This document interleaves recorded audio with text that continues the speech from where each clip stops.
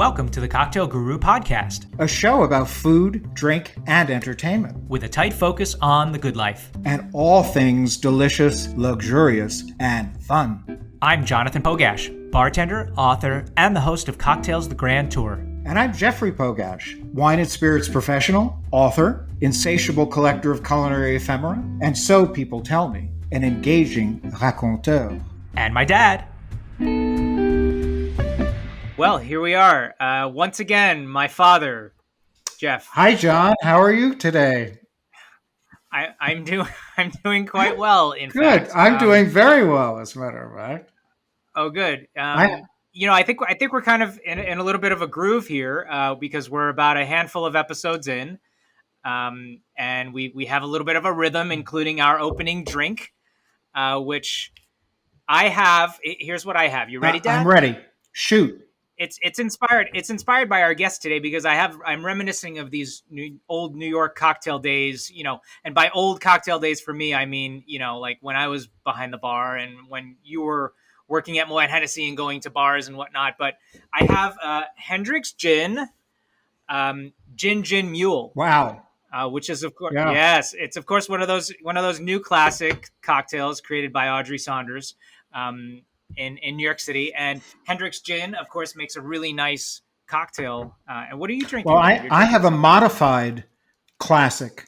It's a Martinez. It's a Hendrick's Martinez. What I took Hendrick's, nice. I added a little bit of vermouth, some sweet vermouth, and I added a touch of, in this case, orange bitters, and it's making a really, really nice drink. Oh. That sounds really delicious. It's yummy, and it's calming me down, and it's making me feel really good, and it's in honor of our classic guest, Ms. Lucinda Sterling. Well, hello. Who is managing partner at Seabourn in Red Hook, Brooklyn, one of my favorite places. Thank you. Hi, Lucinda. Hi. How's it going? Lucinda. Welcome. It is so great to see you. Before we get into anything else, we always start our episodes by asking our guest of honor, what is your desert island cocktail? So if you were stranded on a desert island, what is the one drink that you want to have in your hand? Well, I like to say dessert island, so therefore it would be a pina colada. Very good. Excellent. Ooh, it's one of my favorites. Yeah, too. It's easy to drink. Well, we knew frozen or not frozen. Well, I guess in the island it would be hard to freeze it, but I'll drink it in any fashion. It would be, and you many of you at home can't. Well, none of you at home can see what we are wearing, which is mostly a good thing in general. But we do different tiki shirts each episode, and I have my pineapple tiki shirt, and Dad, you have some kind of a tiki shirt. Yes, it's an island tiki shirt, and it's the newest shirt in my tiki collection, as a matter of fact. I saved it just for our special guest today, just for Lucinda. And I'm wearing a guayabera. Ooh. It's beautiful. Oh. It's lovely. Excellent. Excellent. Well, this is a very special broadcast today. It's special because the subject matter is the legacy of Sasha Petraske, and our guest Lucinda Sterling worked for about 10 years with Sasha at his various iconic bars, which we will mention in just a minute. But I want to start off by asking Lucinda about her background. I know you came to New York in approximately 2005. And I know that you came via Denver, Colorado. Indeed. But I also know that before you went to Denver, you were born and raised in Grand Island, Nebraska. Yeah, I'm sorry about that. And you're the only person I know from Nebraska. From Nebraska. Same here. Same here. I think a lot of people are from Nebraska. They're just not willing to admit it. I think I spent actually... my formative years were split 50-50 between Nebraska and Colorado. So at least I have that. Well, and Grand Island, Nebraska is the home of Henry Fonda. For those of Yes. you who may not know that. Yes. Yes. Yep. I don't know that, and I'm not sure I ever would have asked to know Well, that, I, really. I've done But my but research. thank you. You have. Yeah, he's Thank you. very Yes, and it's not celebrated at the Stir Museum just very good. outside of Grand Island. But when you were in Denver, well, tell us a little bit about your background in Nebraska and Colorado. In Nebraska and Colorado. Well, I was born in Nebraska. My family started out in Nebraska because my father was raised there. He went to Vietnam, and during that time, he met my mother. And then after the fall of Saigon, my mother and father decided to continue the family in Nebraska. But then we left Nebraska, fortunately, because my dad got a job with uh, Lockheed Martin, well, which was Martin Marietta back then. And so we lived in Littleton, Colorado. And so I grew up there. My older sister graduated from high school there and started college. But then shortly thereafter, we had to move back to Nebraska. And I finished high school living with my grandmother, and my father and my mother worked on their marriage in Colorado. And then after that, I decided that I really wanted to be around my sister, my older sister. And so I decided to go to college at the University of Colorado Boulder, where I spent many years attending college, trying to obtain 2 degrees, one in Well, psychology and one in information systems. we all know what that's like, Well, having to get through college. Not an easy task at all. Lucinda, did you work in bars while you were trying to so that's the get funny through thing. I college? spent more time in front of the bartender, not behind the bar in, Oh. in Denver. But I never really learned anything about cocktails. I always felt very intimidated. So our go-to drink was definitely a shot of tequila. And, maybe if I was lucky, I was able to drink some champagne. So it's hard to say that I had any experience with cocktails. And just one thing I want to interject before we go on to develop your history a bit further. Your mother was originally from Thailand, correct? Vietnam. Vietnam. Yeah, she grew up in Saigon, Okay. or now Ho Chi Minh City, but I thought there was a Thai connection there somewhere. no.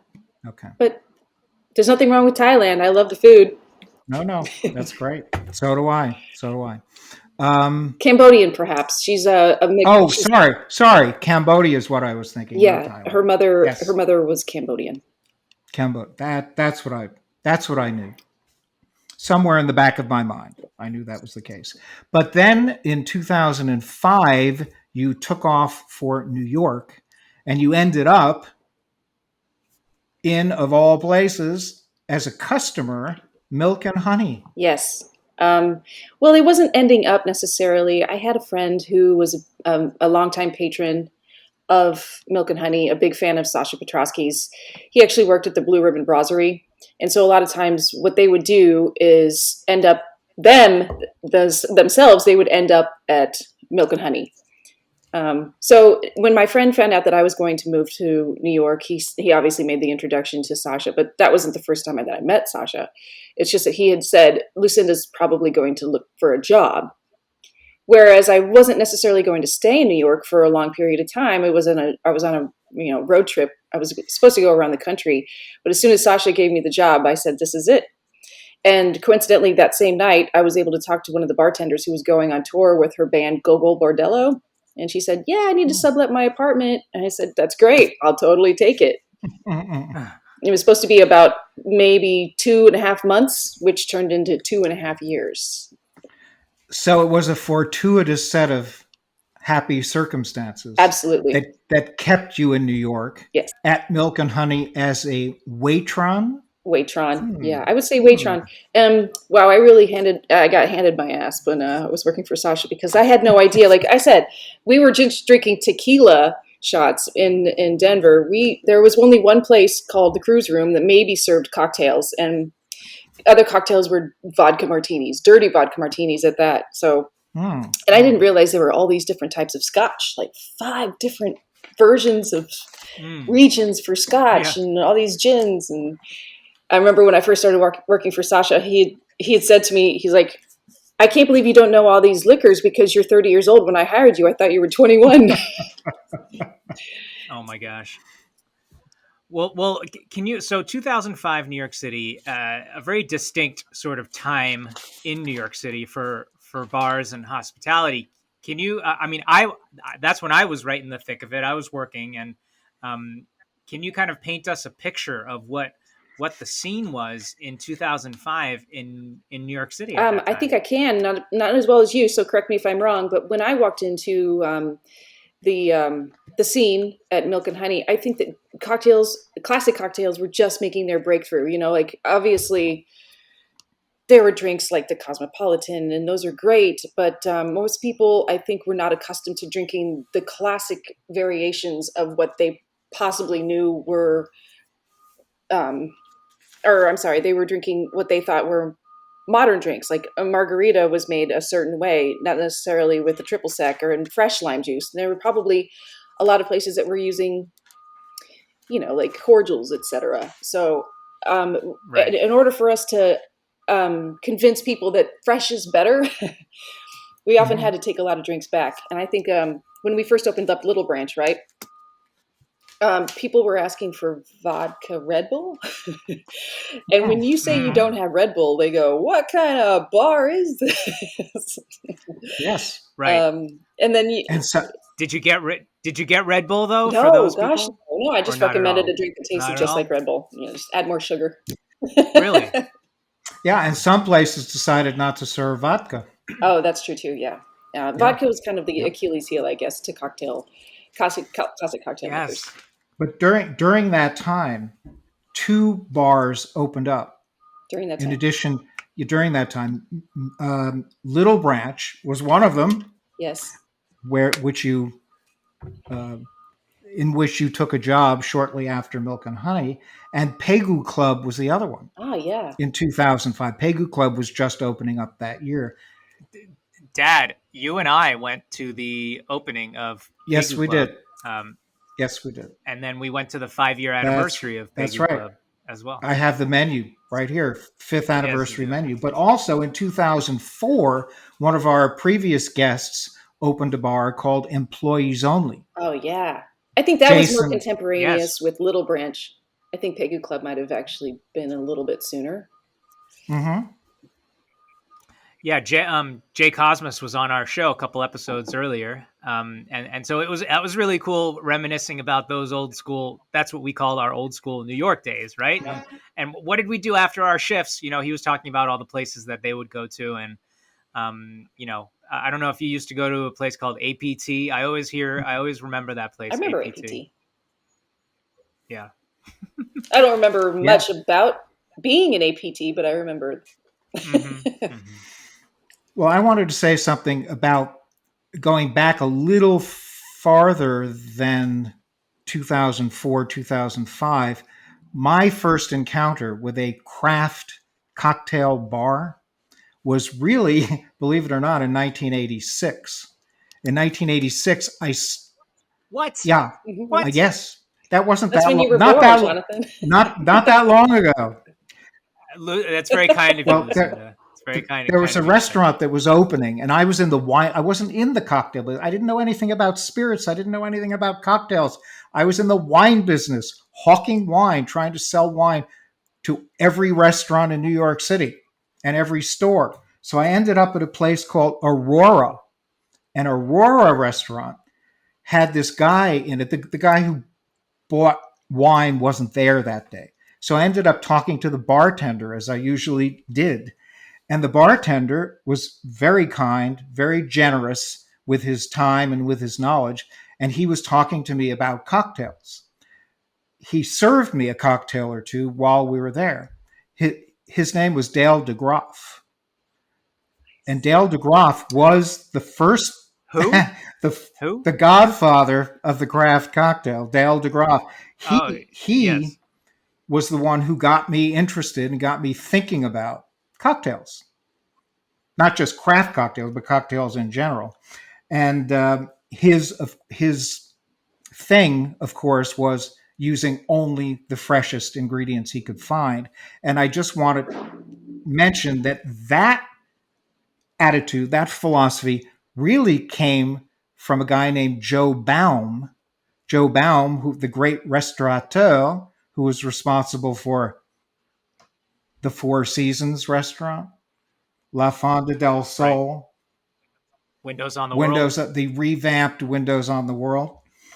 And it's thanks to him and then thanks to Dale that we have this movement that Sasha picked up on, of course, and he ran with it and took it to another level.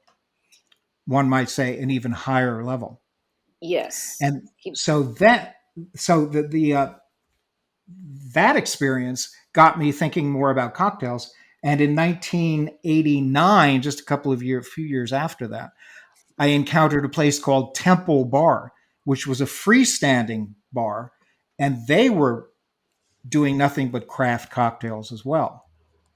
So that was just something that got me into this whole notion of craft cocktails and got me thinking about it. And then, of course, several years later, Sasha came into the picture and created Milk and Honey. Jeffrey, what did you drink at these bars? I can tell you what I drank because Oh boy, he's pulling out the menus. I am. You guys can't see it at home, but he has filing cabinets behind him full of papers overflowing with. No, he doesn't. Yes, I do. He does. Yes, I do. He does have a room. Yes, I do. And because of my dear wife, who got sick and tired of all of these menus and binders, everything is in my basement. So yes, I can tell you what I drank because I have the menu right here from Temple Bar. Nice. And what they were serving at that time was martini. These are called Temple. They had categories: Temple Classics Martini, Old South Martini, which was with vodka or gin. The regular martini was vodka or gin, your choice. Margarita with Sauza Commemorativo, Grand Marnier, and fresh lime. So it was like a Cadillac margarita, as we would call it. Mm-hmm. Cosmopolitan, yes, Cosmopolitan, Cointreau, citrus vodka, lime, and cranberry juice. Then they had sparkling cocktails, champagne cocktail, Kir Royale, Kir Imperial, champagne punch for two. Getting back to cocktails, they have a Manhattan, an old fashioned, a Bloody Mary, a gimlet, a sidecar. And then they had specialty cocktails, Caipirinha, Citropolitan, Mojito, Sidekick, and Zagropino. Then they had special martinis, and this is the end of the menu: Red Hot Martini, Mango Martini, Green Apple Martini, and Sakatini. Yeah, that was the menu back in the days. And you had one of each? Oh, I had one of each, yeah. I went to this bar so many times after I discovered it. It was on Lafayette Street, and I had been visiting Astor Wine and Spirits for years and years, and I stumbled upon Temple Bar. And every time I visited Astor, which became more frequent after that Temple Bar visit, I would go to Temple Bar and have at least 2 or 3 of those cocktails. So I had them several times over, not just once.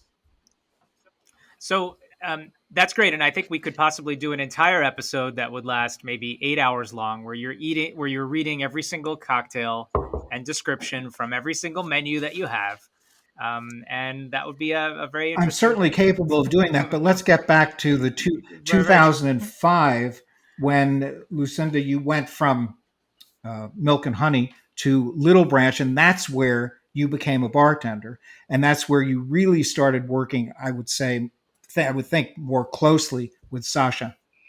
I actually worked with Sasha very, very closely at Milk and Honey, and then under Joseph Schwartz's tutelage, I learned more about the bartending aspect. And I also had Sam Ross and Nikki McElroy guiding me through the whole process of learning about cocktails and the ingredients. And so the thing that I think helped springboard me into bartending was the bartender's choice. I was just learning about cocktail service as well at the same time as learning the ingredients. I had not. I had no idea how the cocktails were actually being made, and I didn't really have a grasp on the whole idea of jiggering. What they taught me um, was how to translate the bartender's choice into what the bartender can make when I had a discussion with the guest. So I'd ask the guest what your tasting preferences. Like there was a shorter version of what do you like, you know. Mhm. So that's what helped me kind of like narrow down my scope of what people generally will like to drink. And so it helped me develop a list of what I should do for the bartender's choice. And then when I did begin bartending, it helped with that time spent in front of the guest rather than being a little bit aloof, needless to say, thinking about the cocktail that you're going to make the person, knowing exactly what they want. And it's more about like not telling them what they want, but just being able to predict what they, narrow down the scope of what it is that they are going to like. And once you build that trust with somebody, it's easy to go on to the next drink.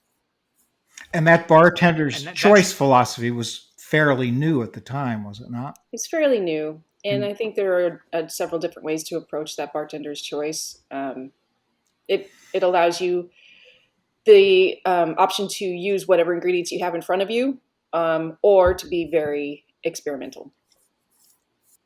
Yeah, and what I love about Bartender's Choice is that right around the time, right around 2005, there were also bars that, um, for lack of a better word or phrase, lacked personality, and definitely kept that fourth wall up between the bartender and the guest. And the Bartender's Choice breaks down that fourth wall, and allows the bartender to interact with the guest, and for the guest to literally order whatever the hell they want, because that's the thing, that's the pushback that you'd get the most from guests, I think, when they're just looking at a menu, right? Because they'll say, well, I don't know, if is this too sweet, or can this be more Sorry. oh boy, yeah, no, is everything okay? It's that was that was just Red Hook.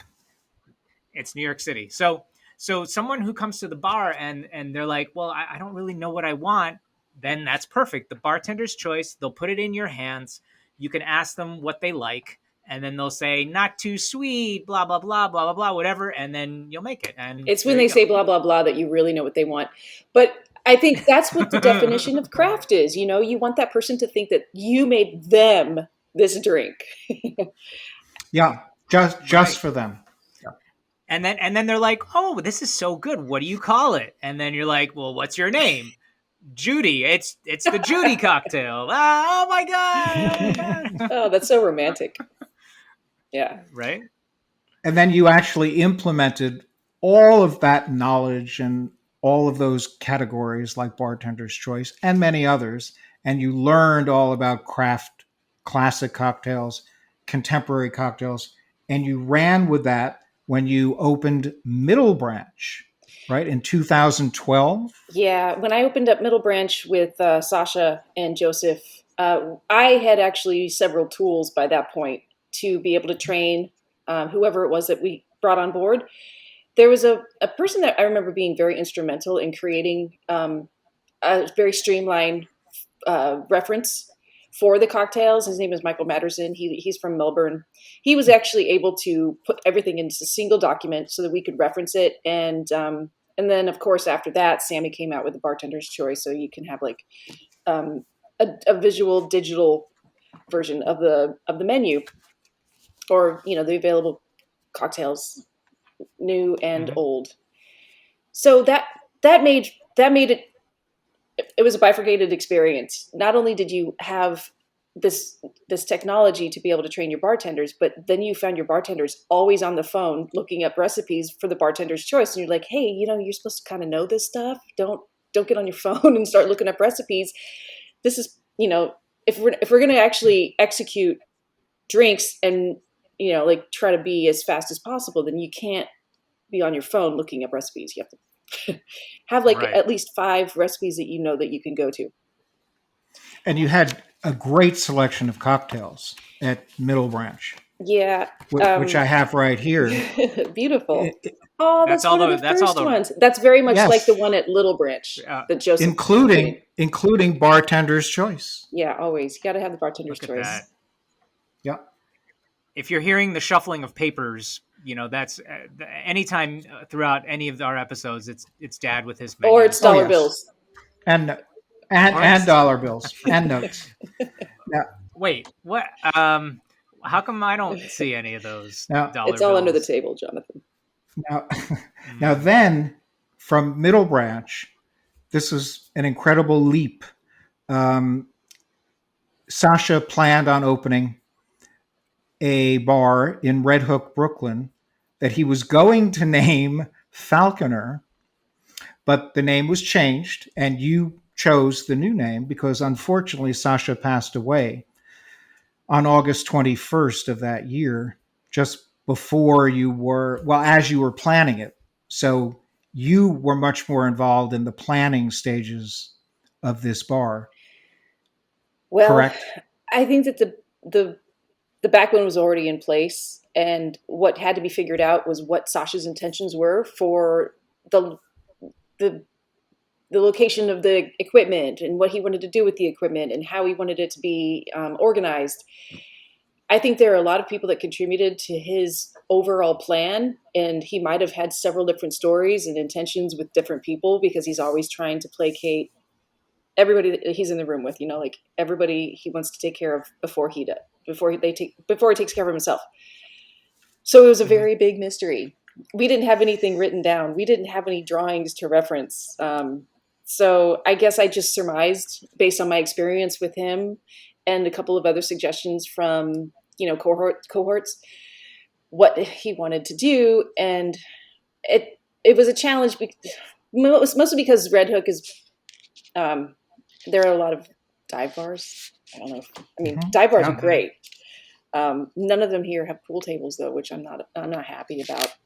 Um, but No good. No you're good. coming in kind of like pretentious, like we've got these fancy cocktails and this beautiful place, and you have to kind of act accordingly.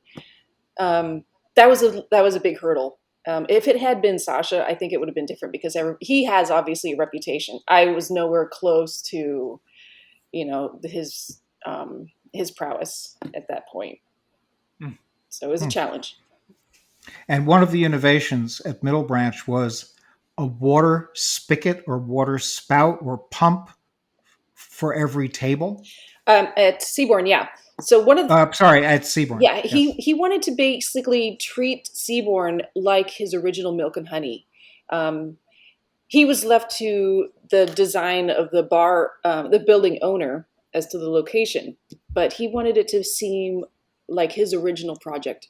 He wanted to do it alone. He didn't want to hire any bartenders. He didn't want to have any other partners. And so, one of the things that he found a key was to install these spigots tableside because he said that filling up water glasses it swallows up about 40% of the wait person's time. So he didn't want to have to go to every table and fill up waters. I mean, unless you gave him like a liter sized glass, then it wouldn't, be so time consuming. But it was a kind of a genius idea, and people can at least, feel like they're taking part in their own cocktail experience.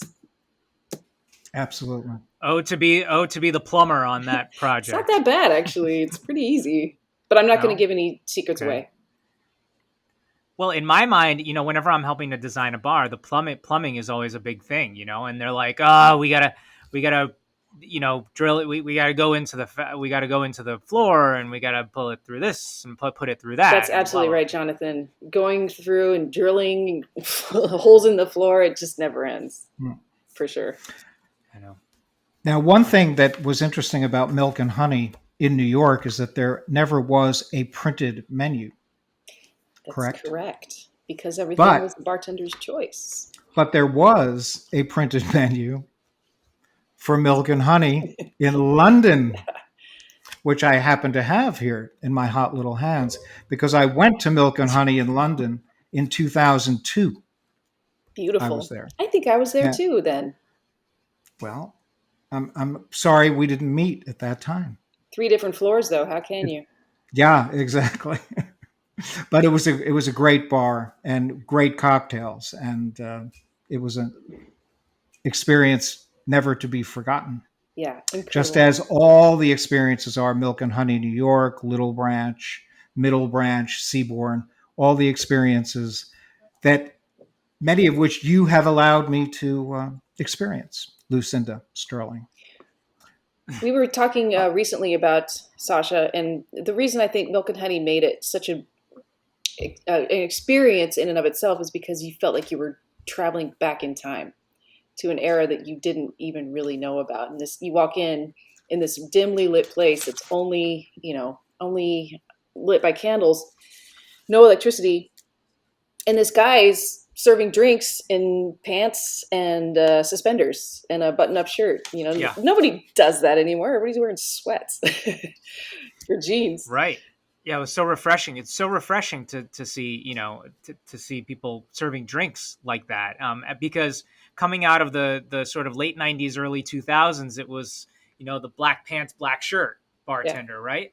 And you're like, it's mundane. It's the same every day.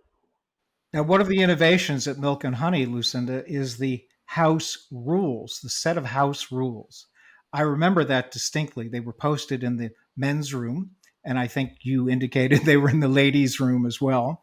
And there are 6 of them, and I'll go over them pretty quickly, but I want you to comment on the first one because it's important. The first is no name dropping, no star fucking. Whoa, dad, Well, dad. That's right. That's what it said. I'm just pardon his reading what French. it said. Wow, I don't know if I've ever heard you say that word before. In fact, No, you have not. That's a first. what But we've never is done it. happening? Where am I? What is happening? But there's an explanation for that Lucinda gave me, and I wanted her to just mention What does it that briefly. mean? Well, it doesn't mean you have to F you the star. It's more like don't talk about people and throw out maybe criticisms or adulations without knowing exactly who's in the room with you. You never know who's listening. Because there were celebrities who went to Milk and Honey, of course. Sure, and New York City is riddled with celebrities and people that know them tangentially. So you don't want to be the bar that is known for talking about people. It's more supposed to be anonymous. Have a good time without gossip. The other rules are self-explanatory. Number 2, no fighting, play fighting, no talking about fighting. Number 3, no hooting, hollering, or other loud behavior. Number 4, gentlemen will remove their hats. Hooks are provided. Number 5, gentlemen will not introduce themselves to ladies. Ladies, feel free to start a conversation or ask the bartender to introduce you. If a man you don't know speaks to you, please lift your chin slightly and ignore him. Number 6, do not linger outside the front door. Exit the bar briskly and silently. People are trying to sleep across the street.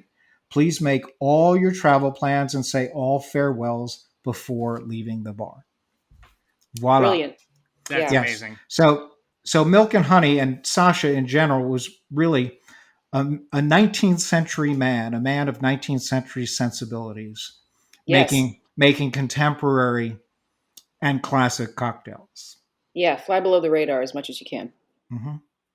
Lucinda, what is at the forefront in your mind right now? What is coming to the future? What is happening now that we're kind of being lifted out of this pandemic fog a little bit? What's happening? What's next? Well, I don't know what's really next. For now, it seems it's very convenient to have bottled cocktails, canned cocktails by these companies like the Caipirinha in a can and low ABV cocktail or low ABV drinks, hard seltzers, etc.